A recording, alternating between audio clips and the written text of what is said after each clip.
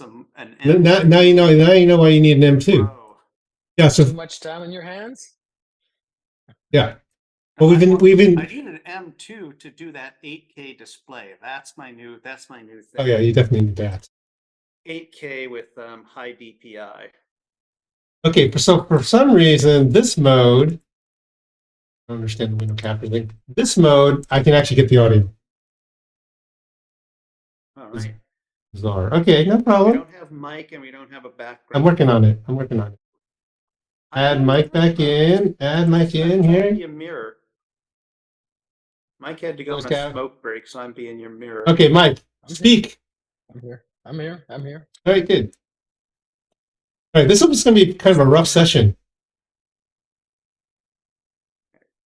It might turn out that way. I can't believe it. I mean, we're so professional here. Now it gets rough. Yeah. Now it's actually rough. Now we got problems. And it's interesting because I'm on the Discord, right? And the number of people trying to figure out how to, get their Twitch feed working is just unbelievable, right? Yeah. And no one speaks English particularly. And so, it's almost like, I'm always like, so what are you trying to actually do? And there's like the silence.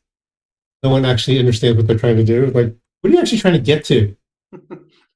I'm trying to be helpful, right? Because I got help to get this thing running. So I feel like it covers a whole lot of Discord. Yeah. I'm trying to kill time while I don't have a girlfriend. Speak for yourself, Mike. Okay, this is working now. I think we got this. This is now functional. The layout looks pretty good. Yeah, I know. Well, more importantly, you have to do application capture, just so you guys see. Application capture they've got something called Screen Capture Kit. Have you heard about this? They actually launched this thing. Apple now has specific capture technology. That's what we're doing here. It's probably one of those double-edged swords. Like on the one hand, it helps for accessibility, and it also makes sure that HBO Max can't be recorded. Yeah. Well, you would know better than me how that goes. It's not. I don't particularly blame Apple. I blame HBO Max or whatever. But they're they've been somewhat accommodating to those things. Apple's probably done more to push back on the studios, but they are so difficult. They're really hard. Well, you've been in that business forever. I remember trying to get people to do stuff. And they just always have like, well, you have to make that work. I mean, I remember flying the guys from Interscope up, and they were like, we're meeting with the Windows guys, and we're gonna ask them about $1 million. How hard is it? Those guys have a lot of money. I'm like, that's not really the way it works. Just give they have 100 million, but it's not yours. There was a clip one time I saved on Instagram, really about something else. It was about it might have been Humans in New York, but it was about a man who had sort of pulled himself up by his bootstraps, and he was, on the one hand, he was an example of a very successful guy who was helping other people. But he said, what my mom taught me? He goes, don't let other people smell your money. I love it. And they said, what do you mean by that? He goes, well, what it is that when people smell your money, after a while they start thinking it's their money. They think, I need more than he does. I could use it for this. I should get some of that. And so just don't let other people smell it. And it's true. And like Interscope was like, I smell Windows money. That should be my money. I need it more than they need it. They have a lot of it. I would like some more of it. And that was essentially the logic. It was like, how could you not share it with me? I had a very similar experience in Seattle. We're standing outside watching some kids' soccer game, and it's dumping rain as usual because it's Seattle, and it's like a muddy field down near Madison Park, whatever the name of that thing was. And somebody turned to me and he goes, "Why doesn't Paul Allen put turf on these fields? Just like, we should have." And it was literally just that. He has the money. Why isn't he doing that? And it was like, I don't think Paul Allen knows there's a field here. Like, what do you? I don't think he really gives a shit. I'm sorry. And if he did, like, why is that his problem? Why, and they were just like kind of angry. Like, what is he doing? Why is just wasting your time, basically. And you look at it like, well, he wasted money on Mopop. Why not turf? Why not free tacos? Why not a jet ski? I would love a jet ski. Just the smell of money. I love it. Intoxicating. Well, I've debugged this, Conti. So here's the answer. No, really, Only this time. only display capture, window capture, and application capture do not give you audio. Well, window capture certainly doesn't, which makes sense when you think about it. Mhm. Yep. And application Because cap it's a and system window, level. but display capture does. So somehow Right. displays have associated, but they have Or maybe because associated the like, app actually doesn't own the audio. yeah. Doesn't it feel like it's maybe the display owns the audio, not the app? Well, it's kind of a system level thing. QuickTime has kind of the same thing. Like you can record the screen, but it doesn't capture the audio. Yeah, yeah, that's exactly. There's a way to capture the audio, but you have to go into system settings, like create a virtual microphone and then route this source to this input. No, it's kind of what you could do it all with just what's free with Apple. Right. But you do have to then select this special virtual device to record as your microphone when you're recording. If you want to use QuickTime to record, let's say a movie you're watching on the screen, and it's probably for two reasons. One is that like determining where the output is actually coming from is not built into screen capture, and Right, the other is right. like we don't want to make it too easy to record HBO now. That's the real reason. Okay, so I validated it. It does not only works for display capture, window capture, and application capture don't provide you with a window. No, don't provide you with audio. You can only get audio one way in this thing. Let me see if that's right. That's all you need. Yeah. But so- basically, what you're doing is you just run this open source thing to go grab something that's happening on your computer and then record it. Yeah. As a composited thing. Yeah, with it's a like- composite. That's all this thing is. Yeah. And of course, 90% of it is trying to figure out all the bizarre, like, there are a million, like, If you like, record a Zoom meeting, what does it do? you get a very low res thing that only records the main screen. It doesn't record all the intermediate people. I know because I tried it. You don't get those little talking heads. You don't get talking heads. You just get the main, whatever the main view screen was. Probably for performance reasons, I guess. Okay, well, thanks to you, we have done. Now the show is almost over, and we've done everything. We can't talk anymore because we've run out of time. How's that? Okay, perfect. Oh, wow. There we go. Okay, this is great. This shows you how nerdy I can be. Yeah, I wasn't sure. We're not totally sure. Okay, so we need the segment producer to give us some direction now, right? Well, normally you guys have a topic. What's the topic? Oh, we make it up as we go. Don't we just basically make it up as we go? We sometimes have like a list of candidate topics that we'll share in What's been recent topics? You guys are on ChatGPT now, right? Oh yeah. That's been big. That is 90% of my life right now is ChatGPT. I figured out what the problem was. Remember all those filters I put in? It basically killed the audio. Remember I was bragging about all my effing filters? That was the problem. I deleted all the filters and you guys come out just perfectly now. Wow. Oh, okay. After all that work. My fault. Probably like it's some like wave cancellation, like two of the same filter. Yeah, no, I bet the filters are in the wrong order. So like it got rid of all the lows and all the highs and you get nothing. I'm sure, that's what happened. That's how they make automatic noise canceling with that sequence of 7 filters. Yeah. So. But obviously, you got to put them in the right order. There you go. So suddenly, I'm moving along, and I discover I can't hear any of you. And I'm like, oh my god! They put those into iOS now too. We spent pretty much every weekend rebuilding my radio because like there must be something wrong with the mic. Put it close to your mouth. I'm like, dude, it's in my mouth. Okay, okay, but Conte, they always struggle to hear me on the radio. Conte, do you want to hear what filter's broken? It's the recurrent neural network trying to get rid of noise. It just crashes. It literally denies all audio. So basically, you're just noise. That's what I just concluded. Yeah. Execution, so much of it's very hard to predict. The things that are in Google's favor is they're one of the smartest companies around for AI. They've got huge investments in AI. Yeah. I mean, it's like you're not going to catch them with their pants down. I mean, there may be guys at a lot of other companies who are like, wow, we only got like one AI person. Google has like 1,000 really smart. I mean, a lot of the papers that are the basis of ChatGPT came out of Google or came out of No, Google's, you could definitely argue most of the feedback. papers. I mean, most of the Right. papers, attention, all that stuff Right. comes straight out from those guys. So they're really, really good at it. The weakness that they have is that they know probably full well that a lot of these AI techniques are threats to their core business, and they may therefore be, you know, not willing to disrupt themselves, in a way that, Microsoft can gleefully be like, yeah, we don't have to monetize search, because if you there was a really good interview with Satya right around the time, and two questions that came up is like, so how do you monetize this? And he's like, And I it was don't kind of like, care. oh, well, he was like, oh, well, there's footnotes, which is like saying, at the center of the earth, there's a button you can press. I mean, it was like, no one's going to go to the guy in footnotes. And then the other thing he said is, and it's fair reuse, because and already there are lawyers, with the, who are like, okay, Yeah, so you basically trained your AI thing on my client's IP, like, pay yeah, me.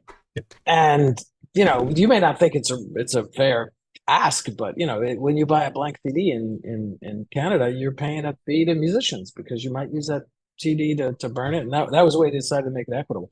So it could be that there's tax that's levied against these guys for having trained on Getty and Wikipedia and everything else, and they have to pay it. I mean, Satya obviously doesn't want to pay it, and but on some level, whatever hurts Microsoft will probably hurt Google more.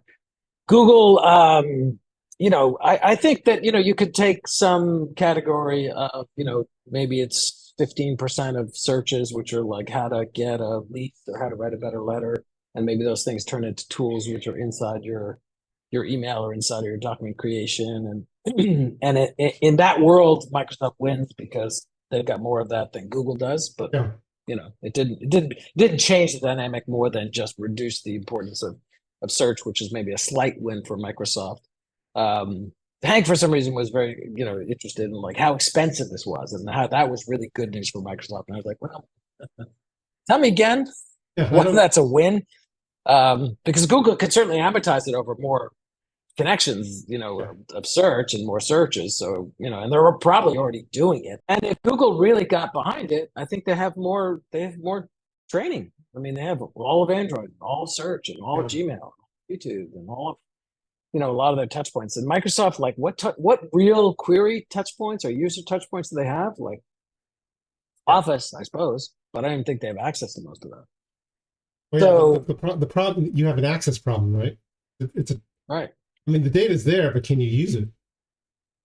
And also, how do you train it? I mean, Google is learning all the time of what people are searching for. So if people are suddenly searching for, whatever, James Webb, whatever, they know that 100 times faster and deeper than Bing does. So what are the touch points from Microsoft? Yeah, I printed a document, I typed in some cells, but even then, like, I don't think they actually get that instrumentation, because I think you have to opt into it, and you have to opt into it in a way that probably doesn't capture a lot of interesting information. And so I think that that's why they paid 19 billion to Altman, what a yeah, nonprofit that is, because that gives them access to this, special proprietary training set, which is, I think, what Altman said, which is probably true. It's a yeah, special proprietary, yeah, much smaller than Google training set. Okay. yeah. Congratulations. And fine, it's just balance sheet money. So, in the grand scheme of things, it's not material. And it bought them some PR. Yeah.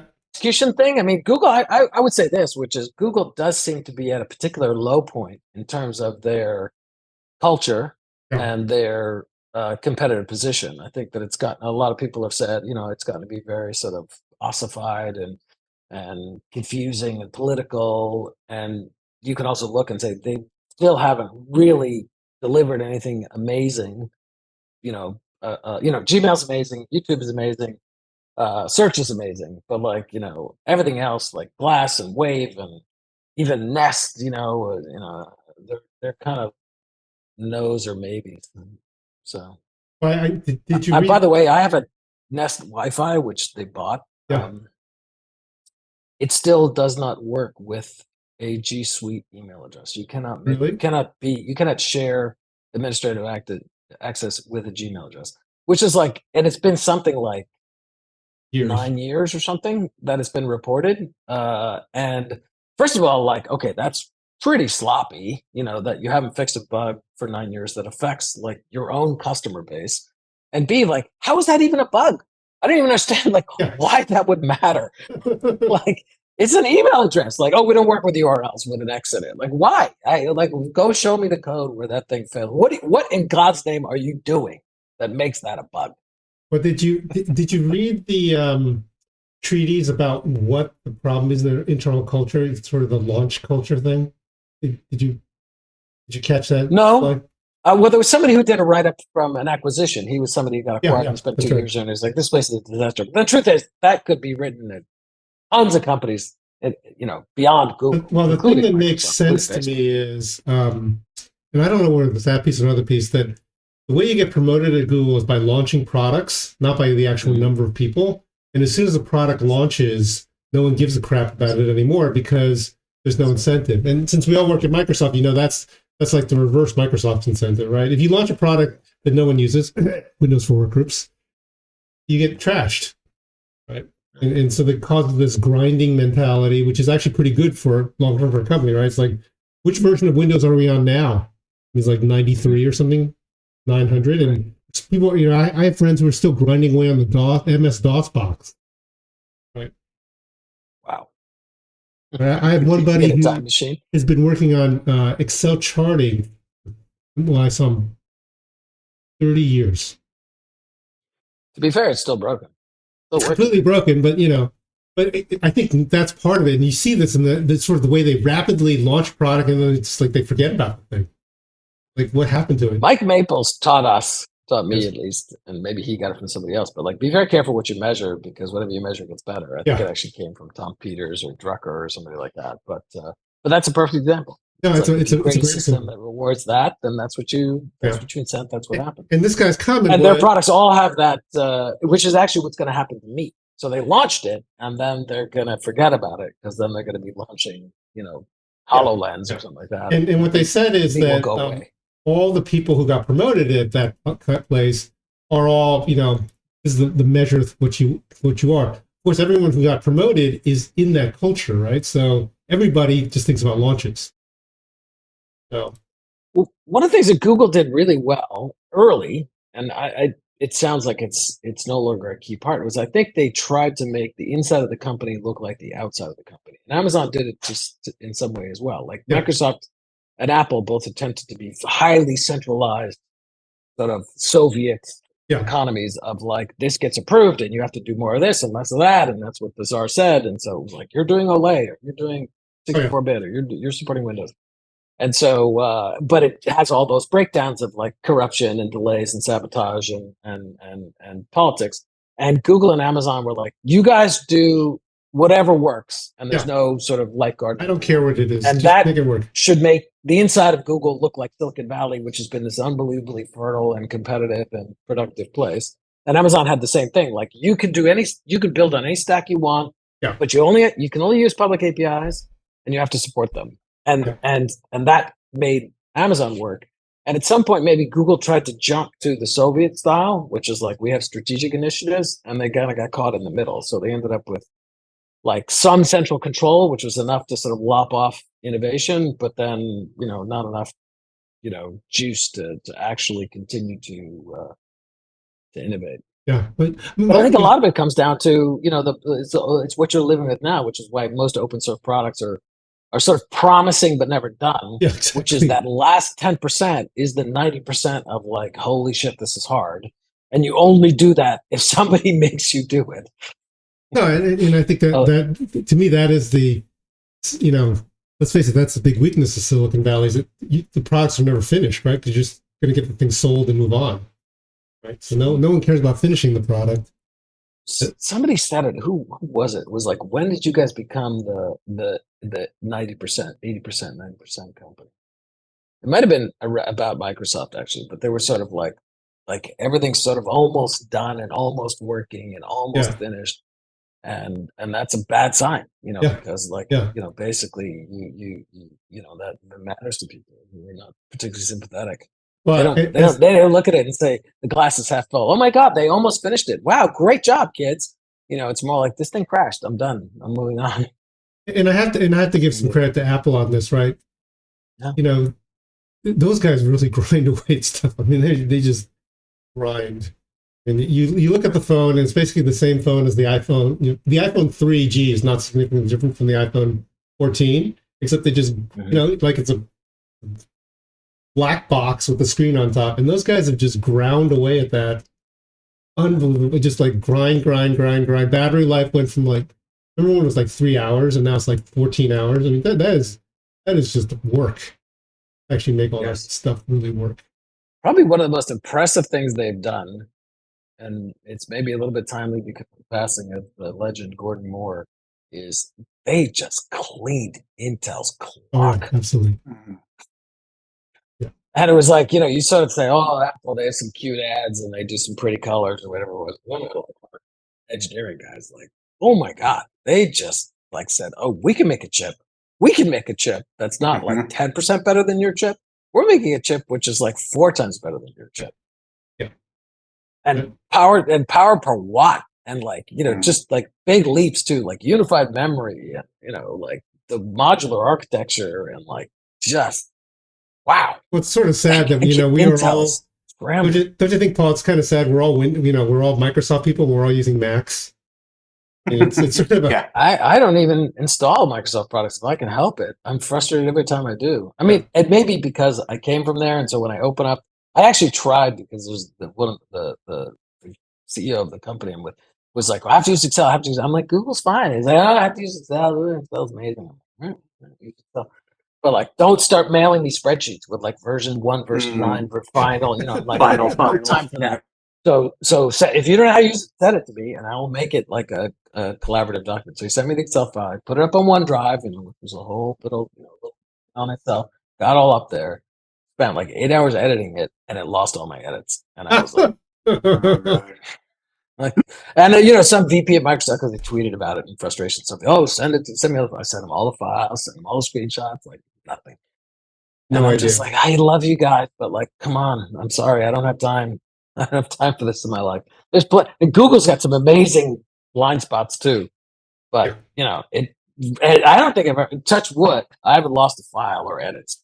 No, I actually maybe Google Workspace, or whatever they call it now, is the exception that proves the rule, because those guys have ground, and that product is actually very good. Like Google Slides, very reliable.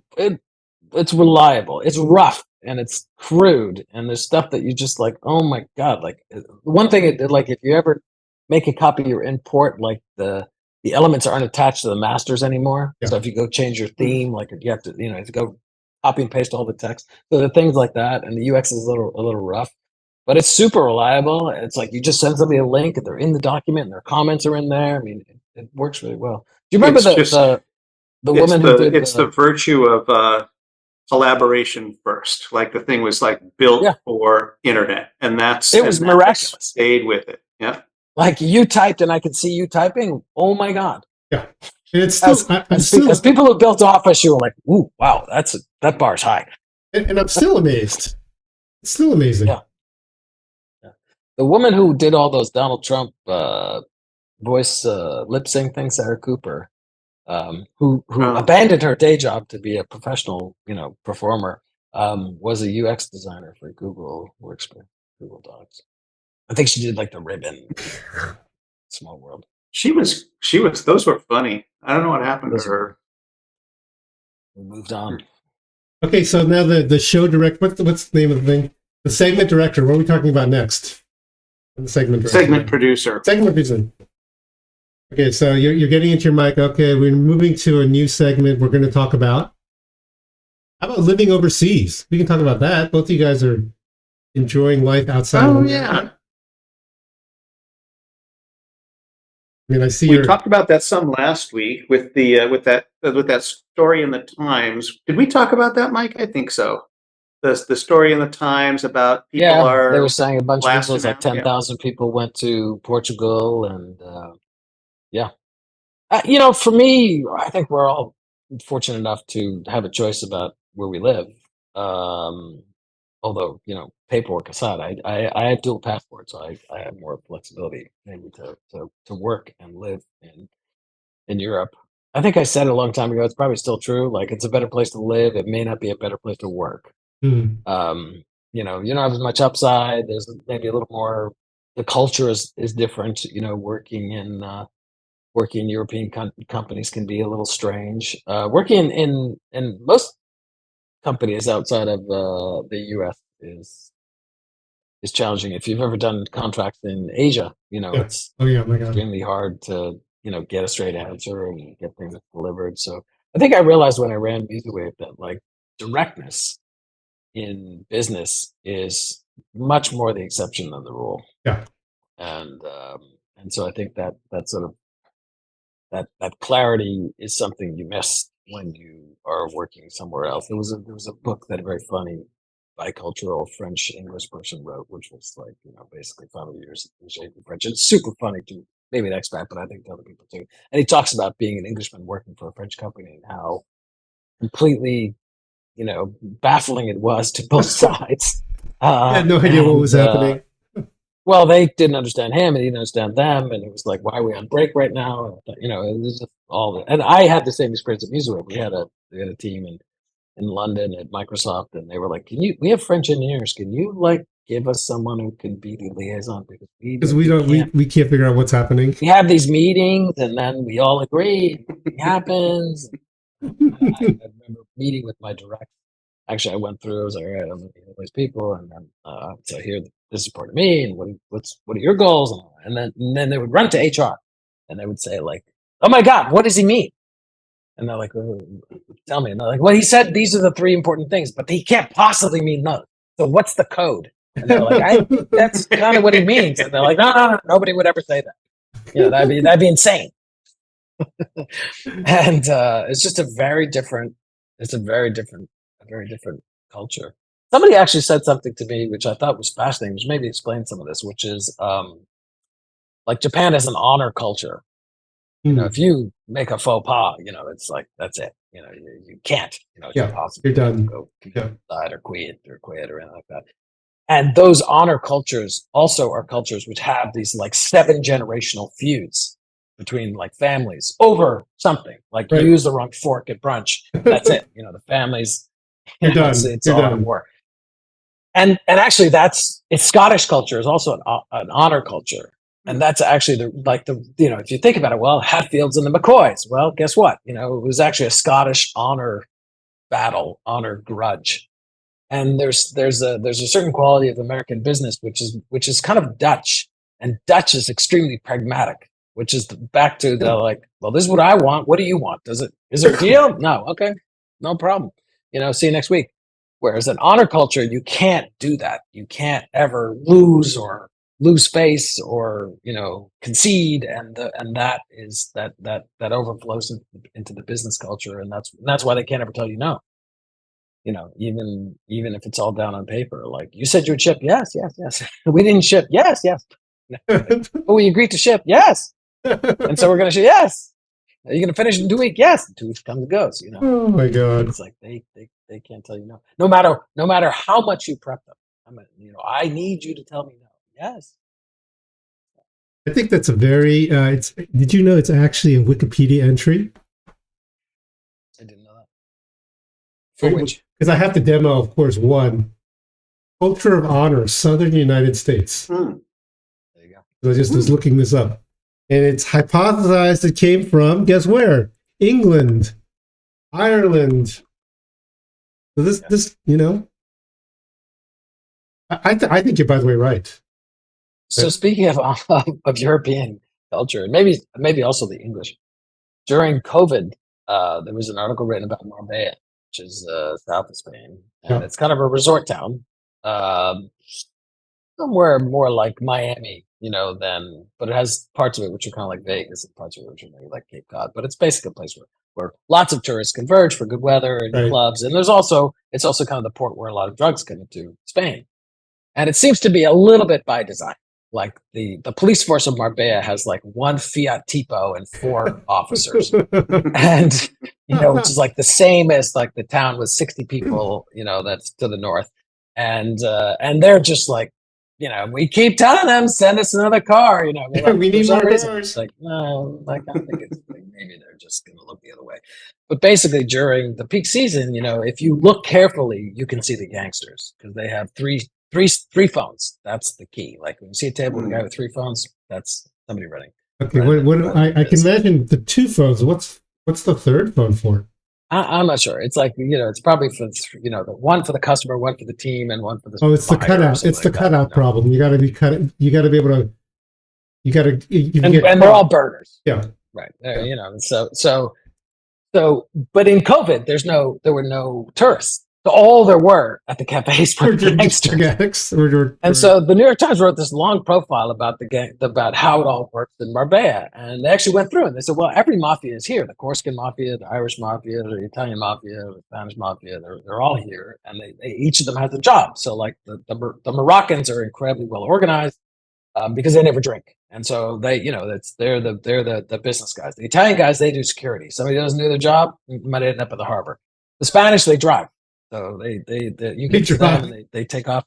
They take off in the autobahn. On the highway, and they're doing 180 clicks. Nobody ever catches them because the Fiat Tipo only goes 75.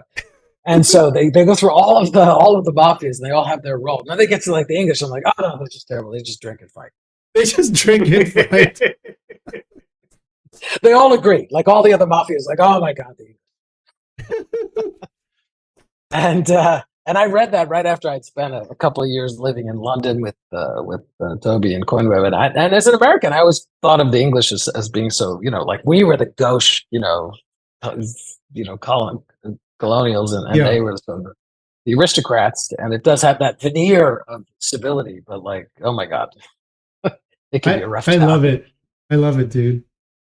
Yeah. Oh. I went to watch the World Cup, and there was a bathtub full of Moe and Dom, and just unbelievable posh, and like a lot of guys with neck tattoos and pretty girlfriends. How do you end up in these places, man? That's what I want to know. Good question. I kind of miss it, actually. That stuff was fun. I mean, I only did a small part of it compared to you, but I still like kind of miss like being in the in that orbit. It was fun. Well, I'm just glad that you guys are both still alive, mainly. Oh no, I think that, I mean, this is maybe sounds like a cynical thing to say. I don't quite mean it that way, but like the truth is, it's not that different than business. And I have to say, everybody was a man of their word. Well, that's good. That's good. What a crazy world you were in. I mean, compared to it's a crazy world, and like you can't make any mistakes. I mean, but also you have to, and business consequences, I suppose, are more real. Especially when you get into like the real money. And you get to places like the Philippines. There was like, oh yeah, this guy fell out a window with handcuffs on. Oh my God. That's, at least in our profession, most people don't die. That's nice. You know about the Golden Triangle? We've talked about that. Yeah.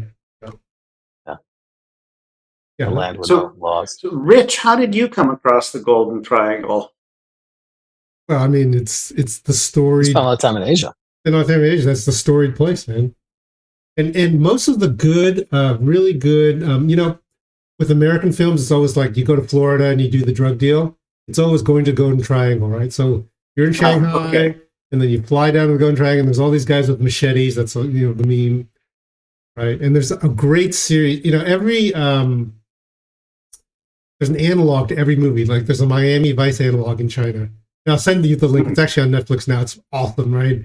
A lone, good Chinese person trying to defend the Mekong River because that's what flows through it, and doing good, saving people. So all the memes are there. It's just so cool to see it translated into Chinese. Like all those other guys are horrible, but this one Chinese policeman, he's defending the honor of the free world. And it usually features a ugly American mercenary who's usually the chief bad guy. That's usually the thing. He's usually, but he's big. I talked to a guy who went there, and he went there with security in the middle of the day, and I was like, oh, and I was like, oh, I'll try anything twice, and he's like, Michael, I will never go back. Like, even you wouldn't go back. And he said he would. No, He so I would mean, never go even back. he said he would never go back. Yeah, he said I would never go back. He said I was terrified.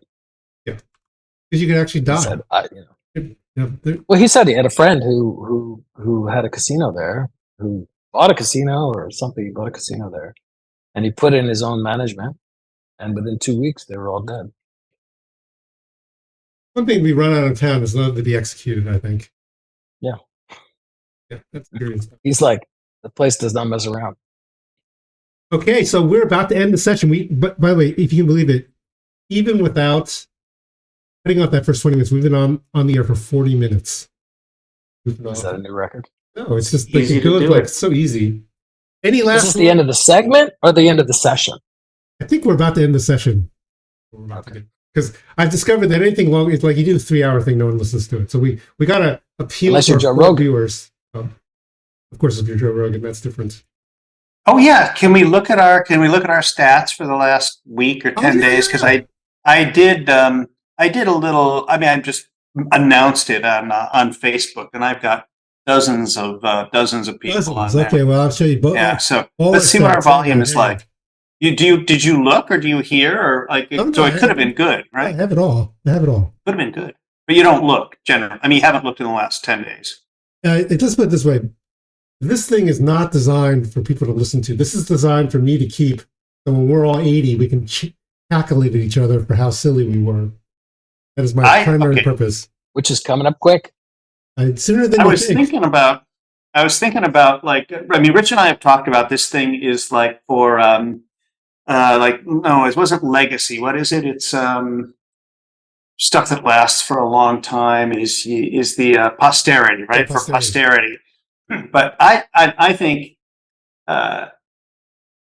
what will be crazy in 20 years is not like, yeah, we could still talk and not drool back then, but it's going to be like that's what they were saying when like the AI hockey stick started. Yeah, I totally like, agree with I that. just think it's so. I think the AI thing is just so profound and serious. So you want to hear the good news? You want to hear the Today's show talking about the internet? Yeah. There's Oh yeah. Katie Couric and Brent Gumbel who were like, I think it's like tubes. Can I tell you the good news or the bad news? Yeah, I've got to make a small adjustment here. Of course. None of this was recorded. Oh no, this is about the. But you no. It's a very simple problem. I can't scroll the window. You can't see the stats. So everyone's just moving to the side. Oh. Okay. Oh, okay. Here's the good news. Look at those spikes, dude. We're doing really well. I can't see Jack. I can't see anything. You can't see anything? Oh, let's see. No, I can't see. I mean, maybe I'll zoom it up. Hang on. Let's zoom. Oh, this is really. I'm not sure your image has moved for me. I think it's frozen. Oh, maybe. Oh yeah, Rich is frozen. Oh, and Mike is frozen. I'm not moving either. Yeah. In the broadcast version. What's happening here? Because I can see all of it perfectly. Well, that's a different thing. That sucks. Well, okay. Why don't we just do screen share? We'll just go back to screen share. See what happens. We're in Zoom. What the hell? Yeah. Well, right there in front our viewers can see this perfectly, but let me just summarize in words. So, or you can mail it to the me. good news is I've never had more podcasts. The bad news is my episode on good olive oil still vastly exceeds all the views we've ever had. Okay. Because I did a podcast on olive oil. Are we talking about like we're in the weeds by 10x or 100x or what? Viral. That's about virality. Yeah. So here's the question: what was the source of traffic for that? Was it people who were like searching? Well, hang on. I'm doing some fixing work here. Hang on. Okay, can anyone see? Can you see this now? Can you guys see this? Yeah. May of 2021, about May 20th. You had an all-time. Okay, I'm moving everyone off here. Let's do this stupid thing. Okay, yeah. So basically, I got an enormous bump from Google, where suddenly this thing went crazy, and you can see GarageBand, iPhone. Basically, what I was doing was I was just reading my blog. That was my plan. So the good news is we're doing much better here, right? So we got a lot more views. Those are daily. Like these are daily views, right? That's adding up. Yeah. So basically, if you go to weekly, you can see it. So we're almost to my peak. 35 plays. Okay. Knock yourself out. We are freaking amazing. And then Obviously, the way. Yeah. Well, of course, you got to look at the analytics, dude. Yeah. Look at this. We're like a multinational freaking place. First of all, interestingly, 40% are from web browsers. Hmm. And that's because it's on the front page of tongfamily.com, I think. Okay. And then Overcast, and then Spotify's only 5%. Hmm. And unfortunately, we're skewing old, my friend, Paul. Oh man, 60 plus. Yeah, Holy smokes! That's bad. That's going to hurt our. That's everyone on this call. Yeah, exactly. And then, but look at this. We've got a long way to go because we zoom this down a bit so you can actually see. That's 90% shit right there. So look at this. Okay. This show went nuts. Wow. Right. So we're down here. So this is, by the way, this is the way it starts. This is how I think how Casey Neistat started, where it's like he was just ranting, and then one time he's like, "Apple's ripping you off because you couldn't change the battery," and whoosh, the thing went viral. And he's like, "Oh, now I know my angle." I mean, I respect Casey Neistat and all he's done since then, but you definitely find topics that get you views.